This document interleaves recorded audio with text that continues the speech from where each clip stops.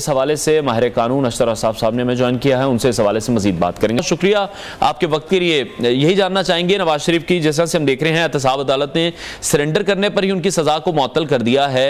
इन तमाम डिसीजंस पर बहुत ज्यादा तनकीद हो रही है। एवन फील्ड की बात करें, अल अजीजिया रेफरेंस की बात करें, इन तीनों केसेस में उन्हें जमानत मिल गई है। आप क्या देख रहे हैं कि गैर मामूली रिलीफ है या फिर ये रूटीन का मामला है? कोई गैर मामूली रिलीफ नहीं, असल में तो गैर मामूली तो सजाएं दी गई थी, गैर मामूली तो उनका ट्रायल किया गया था। गैर मामूली तो जिस तरीके से उनको मतून किया गया, जिस तरीके से उनको इक़्तिदार जो अवाम के वोटों से आए थे उससे हटाया गया, वो गैर मामूली तरीका था। एहतसाब अदालत ने उनको जमानत नहीं दी इस तरह। एहतसाब अदालत में जो रेफरेंस दायर किया गया था वो उनकी गैर हाजिरी में दायर किया गया था जी। और उनके लिए वारंट्स इशू हुए थे। जो जब वारंट्स होते हैं पेश होने के लिए, वो पेश हो गए तो वारंट्स जो है वापस चले गए हैं। ठीक है। और अदालत ने उनको कहा है कि वो जो है उनके अरेस्ट मतलूब नहीं है। अरेस्ट क्यों मतलूब नहीं है? क्योंकि उनसे कुछ रिकवर नहीं करना, उनसे कोई इस तरह की चीज को कागजात नहीं लेने, कुछ इस तरह की बात नहीं, उनका ट्रायल किया जाएगा। और जहां तक दूसरे केसेस हैं उनके अंदर उनकी अपीलों की समाअत होनी है, और अपीलों की समाअत के लिए जो है वो सस्पेंशन ऑफ सेंटेंस पहले भी उनकी हुई हुई थी, और वो हुई हुई थी मेडिकल बुनियाद के ऊपर, और उसी बुनियाद के ऊपर उनको कवर बेल भी पहले मिला, और अब सस्पेंशन ऑफ सेंटेंस भी हो गई है। ये कोई गैर मामूली बात है। ठीक है अशरफ साहब, आप ये कह रहे हैं कि गैर मामूली नहीं है, और ये कह रहे हैं कि गैर मामूली ट्रायल उनके किए गए थे, तो फिर जिन लोगों ने ये ट्रायल किए हैं, आपको लगता है उनका एहतसाब होगा या होना चाहिए? सबसे बड़ा एहतसाब करने वाले जो लोग वो है अवाम। आप देख लीजिए कि क्या उन जजमेंट्स की, उन जो डिक्लेरेशंस हैं उनकी कोई अवामी पजीराई है? नहीं। जब हम अवाम की आवाज़ देखते हैं, अवाम का हजूम देखते हैं, अवाम का जो रिएक्शन देखते हैं, तो मुझे बताइए क्या जुल्फ़िकार अली भुट्टो साहब को ट्रायल नहीं हुआ था उनका? क्या उनका हाई कोर्ट से आगे सुप्रीम कोर्ट नहीं गया था? वो अदालती वर्डिक्ट थे, लेकिन क्या उन अदालती वर्डिक्ट्स को किसी ने माना है आज तक? सब उनको शहीद जुल्फ़िकार अली भुट्टो कहते हैं। तो ये बातें जो है, और इसी तरह आप देखें कि नैब को जो नेशनल अवामी पार्टी थी उसको आपने बैन किया, और वो फिर एएनपी बन गई। तो वली खान जिनको आपने गद्दार कहा, वो भी लेकिन आप किस तरह से देख रहे हैं? पाकिस्तान तहरीक इंसाफ के चेयरमैन का मैं नाम लेना चाहूंगा। अभी जिस तरह से अदालती ट्रायल उनके जारी हैं, साइफर की हम बात कर लें, अल-कादिर ट्रस्ट की बात कर लें, 9 मई के हवाले से बात कर लें, तो कल को ये ना हो कि जब वो भी बाहर आए तो यही कहा जाए कि नवाज शरीफ की तरह जिस तरह से उन पर गलत केसेस थे, गलत फैसले थे, गैर मामूली ट्रायल किए गए थे, पीटीआई चेयरमैन के साथ भी यही सब कुछ किया जाता रहा। देखिए, ये सारा डिपेंड करेगा कि आपने उनको किस वजूहात पे किया। वजीर आजम के तौर पे जब नवाज शरीफ साहब थे उस दौर में उनका केस चलाया गया, और ये नहीं हुआ, गवर्नमेंट में थे उसके बावजूद उन्होंने केसेस को फेस किया। इमरान खान साहब का मामला जो है बड़ा मुख्तलिफ है। वो इसलिए मुख्तलिफ है क्योंकि जो तोशाखाना का मामला है वो भी एक गैर मामूली सी चीज, और जबकि माना उन्होंने कि मेरी घड़ी मेरी मर्जी, मैं क्या करूं, कि मैं बेचूं या किस तरीके से करूं। साइफर का केस उन्होंने खुद लहराया, और लहरा के उन्होंने कहा कि जनाब ये है वो साइफर, ये है वो कागज, और वो जानते बूझते हुए कि ये, उनको मना भी किया कि ये पब्लिक डोमेन में आप नहीं ले जा सकते, और वजीर आजम के कुछ फराइज होते हैं, तो सारे सिलसिले होते हैं। फिर अल-कादिर ट्रस्ट में आप देख लीजिए कि किस तरीके से वो 190 मिलियन पाउंड्स वाला मामला जो है वो कैबिनेट से सीक्रेट रखा गया, और कैबिनेट से एंडोर्समेंट की गई। तो ये एक ऐसे सिलसिले हैं जिनमें जो है ये जराइम सामने नजर आ रहे हैं। ये नहीं है कि आपको ये कहा जा रहा है कि आप बताइए कि आपके जो असासे हैं वो कैसे बन गए। और असासों के लिए भी आप देखेंगे कि असासों, अगर आपसे कहा जाए कि आपके असासे जो हैं वो आपकी आमदनी से ज्यादा हैं, तो एक ही केस होता है, ये नहीं कि हर असासे का अलग अलग केस हो।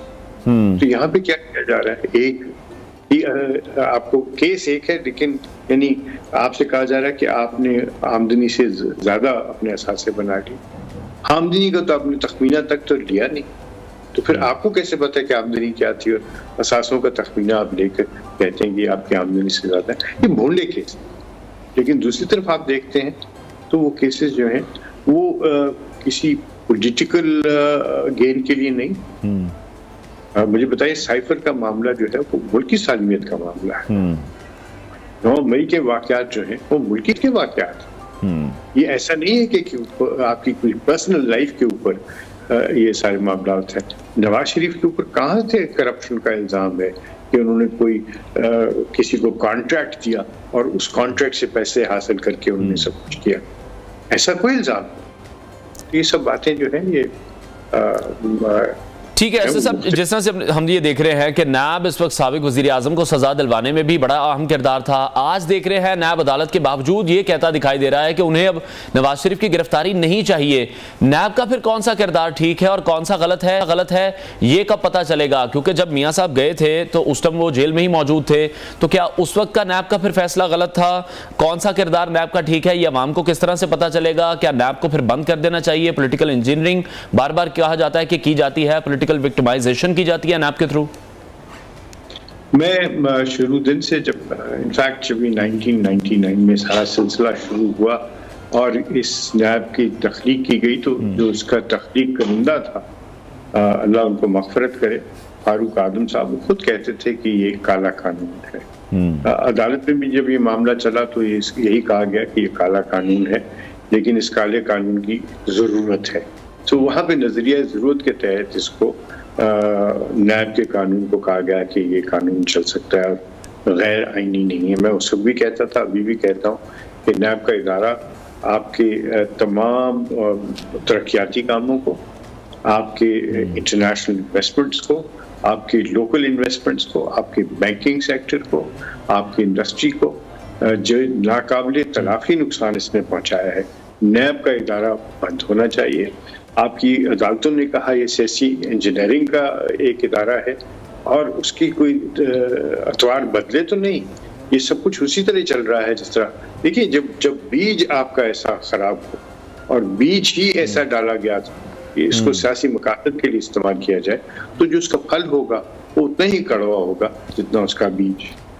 ठीक है। अच्छा, नवाज शरीफ को जिन केसेस में सजाएं हुई हैं, अब आप उनका मुस्तकबिल क्या देख रहे हैं? और ये भी बताएं, जिस तरह से निगरान हुकूमत हम देख रहे हैं कि निगरान हुकूमत जिस तरह से सजा मुअत्तल की गई है, तो साबित करता है कि रिलीफ दिया जा रहा है। इस तरह की जो रिवायतें हैं वो पहले भी हमारे यहाँ बहुत सी मौजूद हैं। अगर नवाज शरीफ की वापसी से हम शुरू करते हैं तो जब जलसे में वो जाते हैं वहाँ पर भी फैसिलिटेट किया जा रहा है। CCPO लाहौर उनको किस कैपेसिटी में सैल्यूट कर रहे हैं, किस कैपेसिटी में उनको हेलीकॉप्टर के थ्रू जलसागाह पहुँचाया जा रहा है इंटरनेशनल एयरपोर्ट से। तो निगरान हुकूमत को बड़ा क्रिटिसाइज किया जा रहा है कि जो सिलेक्टेड वो इंसाफ कर रहे हैं वो फिर बाकी लोगों के लिए क्यों नहीं है? नहीं, ये सिलेक्टेड इंसाफ तो बिल्कुल भी नहीं है। आप देखिए, इमरान खान को भी जब गिरफ्तार किया गया तो जिस प्रोटोकॉल के जरिए उनको ले जाया गया वो एक आम कैदी के लिए तो नहीं होता। फिर जिस तरीके से उनकी हिफाजती इकदाम किए जाते हैं वो भी आम कैदी के लिए नहीं। जिस तरीके से उनको इस्तिस्ना दिया जाता है कोर्ट में अपेयर होने से, वो भी आम कैदी के लिए तो नहीं है। तो जो फॉर्मर प्राइम मिनिस्टर होते हैं उनकी हिफाजत, उनकी जो, बिकॉज वो एक नेशनल एसेट है, चाहे वो उस वक्त जेल में हो चाहे वो जेल से बाहर आए हों, तो नेशनल एसेट्स की हमें करनी है, चाहे वो निगरान हुकूमत है, इलेक्टेड हुकूमत है, ये स्टेट की जिम्मेदारी। ठीक है, तो वो पहलू। अच्छा, दूसरा पहलू ये जी आप कह रहे हैं कि उनको अदालतों से जो मिल रहा है, तो जब अदालतें इनके साथ जुल्म और ज्यादती का सारा सिलसिला हो रहा था उस वक्त तो कोई टीवी चैनल ये बात नहीं करता था। टीवी चैनल पे तो उनकी तस्वीर भी दिखाना मना थी, उनकी आवाज सुनाना मना थी। तो ऐसी तो कोई बात नहीं है। और अगर राइट इज बीइंग डन तो रॉन्ग जो है अगर वो खत्म हो रहा है तो उस पर तो किसी को कोई नहीं कहना चाहिए। मैं समझता हूँ कि वक्त आ गया है कि एक लेवल प्लेइंग फील्ड सबके लिए हो। ये प्लेग्राउंड नहीं है, याद रखिए। लेवल प्लेइंग फील्ड का मतलब ये है कि तमाम लोगों को जो पर्सिक्यूशन से निजात मिलनी चाहिए, ये टॉलरेंस हमें शो करनी चाहिए। अगर हम टॉलरेंस शो नहीं करेंगे, एक दशनाम तराजी बंद नहीं करेंगे तो हमारा मुल्क एक राउंड एंड राउंड पे चलता जाएगा। आप बात कर रहे हैं लेवल प्लेइंग फील्ड के हवाले से। पीडीएम में हमने देखा पाकिस्तान पीपल्स पार्टी, मुस्लिम लीग नून बड़े क्लोज रहे हैं, मिलकर उन्होंने 16 माह काम किया है, लेकिन अभी ख्यालात कुछ मुख्तलिफ हो चुके हैं। बिलावल बार बार क्रिटिसाइज कर चुके हैं, लेवल प्लेइंग फील्ड की वो बात कर रहे हैं, निगरान सेटअप से वो खुश नहीं है। अभी सुप्रीम कोर्ट बार से जब उन्होंने खिताब किया तो उन्होंने कहा कि रातों रात हम देख रहे हैं सारे इदारे न्यूट्रल हो रहे हैं, तो ये सब एक ही इदारे के जरिए एहतसाब के कायल हैं, ये वो कह रहे हैं, तो वो किसकी तरफ इशारा कर रहे हैं फिर? देखिए, ये पॉलिटिकल बातें जो हैं ये होती हैं, होनी चाहिए, और इसी से तो आपका पॉलिटिकल इलेक्शन का सिनेरियो बनता है। जब पीडीएम थी तो वो नेशनल गवर्नमेंट नहीं थी, वो कोलिशन गवर्नमेंट थी, और वहां पे भी सब इसलिए इकट्ठे थे बिकॉज एक ऐसी जरूरत थी, इकोनॉमिक सिचुएशन ऐसी आ गई थी कि इन्हें इकट्ठा होना पड़ा। अब अपने आप को डिस्टेंस करना इसलिए वो जरूरी समझ रहे हैं इस सारे सिलसिले से, बिकॉज उनको अपना इलेक्शन आगे देखना है, और उस इलेक्शन में जब तक कि वो एंटी एस्टैब्लिशमेंट बात नहीं करेंगे उनको शायद वो चीज नहीं मिलेगी। ठीक है, लेकिन पाकिस्तान पीपल्स पार्टी को जिस तरह से हम देख रहे हैं, वो ये कह रहे हैं निगरान हुकूमत ने जिस तरह से सजा मुअत्तल की है, ऐसे ही फैसले करने हैं तो अदालतों को तो फिर ताले लगा दें। पीपल्स पार्टी आपको लगता है इंसाफ की सरबुलंदी चाहती है, या फिर अब ऑपोजिशन के रोल के लिए वो अपने आप को तैयार कर रही है? देखिए, जब 4201 लोगों की सजाएं सस्पेंड की गई थी और पीटीआई की गवर्नमेंट ने की थी और उस्मान बुज़दार साहब ने की थी, उस वक्त तो कोई वाविला नहीं था। 4201 सस्पेंशन की थी उन्होंने, और 401 के तहत ही की थी सीआरपीसी, इसी कानून के तहत, जिस कानून के तहत इस वक्त गवर्नमेंट ने ये काम किया है। दूसरा, अगर आप याद करें तो रहमान मलिक साहब को सजा हुई थी, अल्लाह उनको जन्नत में जगह दे और इनकी रहमत करे। रहमान मलिक साहब की अभी सजा जो है उसका रिटन ऑर्डर नहीं जारी हुआ था, जब उनकी सजा भी सस्पेंड 401 के तहत ही हुई थी। तो ये ना ये अनयूजुअल बातें हैं, बल्कि अगर आप सीआरपीसी खोलें, इस पे कमेंट्री देखें तो ये होता है और सारी दुनिया में होता है। जो गवर्नमेंट के पास इख्तियार है, एग्जीक्यूटिव के पास इख्तियार है, वो तो सजा माफ करने का भी है। तो अगर माफ करने का है तो सस्पेंड करने का तो इख्तियार जो है वो बहुत छोटा सा इख्तियार है। अल्टीमेटली तो फैसला कोर्ट ने करना है कि उनकी अपील जो है वो काबिले पजीराई है, उसको। ठीक है अस्तर साहब, एक लास्ट क्विक कमेंट आपसे चाहूंगा। नवाज शरीफ के चौथे बार वजीर आजम बनने की राह हमवार हो चुकी है या अभी कुछ कानूनी पेचीदगियां बाकी हैं, इस पर रोशनी डालिएगा। देखिए, नवाज शरीफ साहब की चौथी बार प्राइम मिनिस्टर बनने का मुनसर इंतजार जो है वो कानून से ज्यादा अवाम है। कानूनी तौर पे कोई पेचीदगियां नहीं है, अगर कोई उसके अंदर हर्डल्स ना डालना चाहे।